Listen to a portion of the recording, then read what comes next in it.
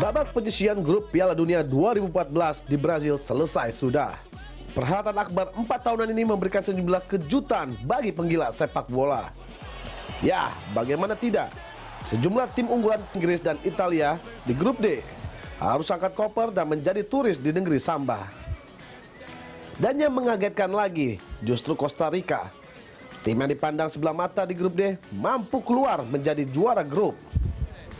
Kejutan juga terjadi di grup G yang menimpa tim Portugal. Cristiano Ronaldo CS harus tersingkir meski menang lawan Ghana 2-1. Hal itu terjadi karena Portugal kalah selisih gol dengan Amerika Serikat yang kalah dari Jerman 0-1. Ya, kita tunggu saja kejutan apa lagi yang akan terjadi di laga 16 besar nanti. Pemirsa, Piala Dunia 2014 di Brazil memberikan sejumlah kejutan khususnya bagi tim-tim unggulan dari benua biru. Juara bertahan Spanyol, Inggris, Portugal harus tersingkir di laga penyisihan grup. Justru tim-tim dari benua Amerika Latin yang kurang bahkan tidak diunggulkan ternyata mampu menumbangkan tim unggulan tersebut bahkan menjadi juara grup seperti yang dialami oleh Costa Rica. Lalu pemirsa, apa yang membuat tim-tim unggulan harus tersingkir di laga awal penyisihan grup? Tim dari negara mana saja yang mampu menembus babak selanjutnya hingga final nanti? Dan kapan timnas Indonesia bisa berlaga di putaran Piala Dunia? Kita akan membahasnya bersama pengamat sepak bola tanah air, Bung Kusnaini. Selamat pagi, Bung. Apa kabar? Selamat pagi, Bung Doni. Sehat? Alhamdulillah baik. Pertanyaan terakhir, dijawab dulu. Tadi saya sudah jawab. Kalau kita tuan rumah. Kalau kita tuan rumah. Artinya ikut ya? Ikut. Nah, Bung, Anda setuju kalau Piala Dunia itu menjadi skala ukur kualitas sepak bola internasional? Iya, betul. Jadi kita belum tahu kemampuan sebuah negara sebagus apa kalau belum bisa main di Piala Dunia. Iya. Nah, ketika sudah main di Piala Dunia, kita baru bisa mengukur perbandingan kualitas negara tersebut dengan negara di belahan dunia yang lain. Kita bisa melihat betapa dikdayanya Korea Selatan, Jepang, Australia, di benua sendiri termasuk Iran ya. Tapi di Piala Dunia kita lihat mereka tidak mampu bahkan untuk lolos dari sekedar penyisihan grup. Nah, ini pertanyaan saya. Kalau kita bicara Costa Rica, apakah ini jadi skala ukur bahwa Costa Rica ini sebuah kejutan saja yang merupakan keberuntungan bagi Costa Rica atau memang bisa dikatakan kualitas Costa Rica luar biasa? Iya, sedikit keuntungan bagi Costa Rica adalah mereka berada di benua di mana kompetisinya sudah berjalan dengan baik. Mereka berada di Amerika Tengah. Kompetisinya di sana sudah sangat bagus, terutama di negara seperti Meksiko ya. Itu menjadi stimulasi bagi negara di sekitarnya. Memang tidak semua negara di Amerika Tengah itu kompetisinya sebagus Meksiko, tapi dengan adanya Meksiko, dengan adanya negara-negara Amerika Latin yang dekat dengan jadi mereka, trigger ya. Jadi trigger. Dan yang kedua juga ada faktor iklim ya. Faktor iklim Amerika Tengah yang sangat dekat dengan Amerika Selatan membantu penampilan negara-negara dari kawasan tersebut untuk bagus di Piala Dunia kali ini. Kita bisa lihat bukan hanya Costa Rica sesungguhnya. Amerika Serikat juga tampil bagus di Piala Dunia kali ini. Yang tidak lolos sebetulnya cuma Honduras. Meksiko juga lolos. Artinya memang kualitas sepak bola satu hal, tapi iklim juga menjadi hal yang lain yang ikut membantu. Ternyata iklim itu tidak bisa menyebar merata ke Asia Tenggara ya. Sayangnya. Oke, Bungkus, coba kita ulas satu persatu kondisinya di babak penyisihan. Banyak sekali kejutan seperti di awal jumpa kita tadi pengantar mengatakan negara-negara seperti Spanyol, Inggris, Portugal itu betul-betul mengagetkan kita sehingga harus tersingkir. Catatan Anda seperti apa? Iya, yang masing-masing kasusnya berbeda sebetulnya. Yang pertama untuk kasus Spanyol. Kalau Spanyol ini saya menganggap ini memang akhir dari sebuah siklus ya. Generasi emas Spanyol itu dibangun 6 tahun yang lalu. Dalam sejarah sepak bola dunia rata-rata tim besar itu paling lama bertahan 8 tahun. Tapi singkat sekali siklusnya. Memang iya, usia pemain kan memang rata-rata biasanya mencapai usia puncak di usia 23, 24. Nah, ketika memasuki usia 30-an, dia mulai mendekati akhir dari karirnya. Jadi memang paling lama bisa bertahan itu 8 tahun. Nah, generasi emas Spanyol itu rata-rata yang sekarang menjadi andalan Del Bosque dibangun 8 tahun yang lalu. Nah, pemain-pemain seperti Xavi itu berada dari satu angkatan yang sama dengan Iniesta, dengan David Villa dan kawan-kawan.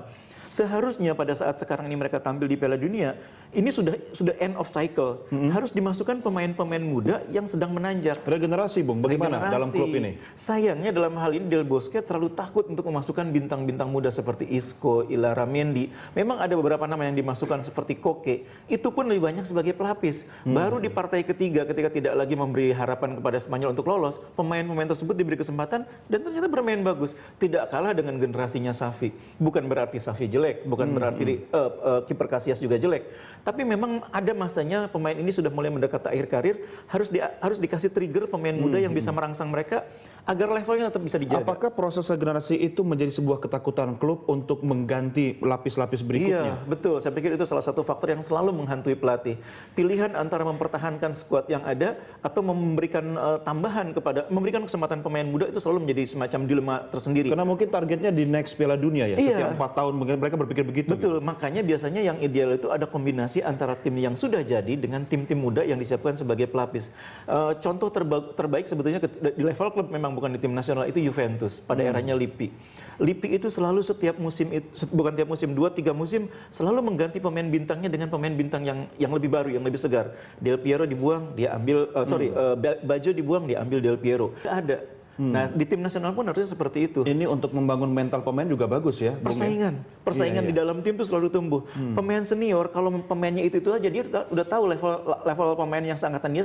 Tapi kalau yang muda ini akan lain penampilannya, ngototnya. Apakah kondisi ini yang sebenarnya dimanfaatkan oleh rival-rival mereka untuk mengukur kemampuan Spanyol, Italia, Inggris dan Portugal? Iya, dengan pemain yang itu saja toh jadi mudah terbaca mainnya Spanyol. Bicara tentang Spanyol yang sekarang tampil di Piala Dunia, hampir sama dengan tim yang ketika diturunkan 4 tahun yang lalu. Hanya 2 perbedaannya. Bek kiri Jordi Alba, strikernya Diego Costa. Selebihnya sama. Jadi dibaca 4 tahun yang lalu dengan dibaca sekarang sama saja. Dua Lebih orang mudah. ini tidak mampu menjadi jaminan. Karena kebetulan Diego Costa tidak dalam kondisi puncak. Itu juga faktor yang menghambat Spanyol tidak bisa optimal. Itu dalam kasus Spanyol.